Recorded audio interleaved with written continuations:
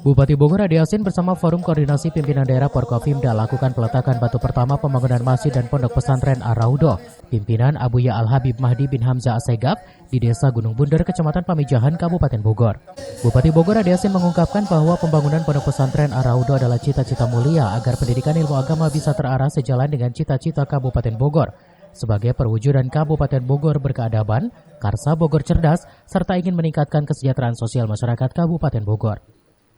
Wabil khusus pimpinan Pondok Pesantren Ar-Raudoh Habib Mahdi bin Hamzah Assegaf, juga hadir Abah Raud, hadir Habib Hasan Al-Atos, dan Kapolresta Bogor Bapak Kombes Susatyo Pramono Purnomo Condro, selamat datang.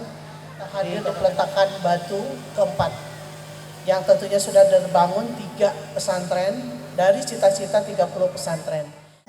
Bupati Bogor sangat mendukung dan mendorong keinginan para leluhur ulama dan habib untuk mendirikan pondok pesantren di Kabupaten Bogor. Dari inilah jadi pusat dan tempat yang aman untuk mengembangkan dakwah ajaran-ajaran agama Islam.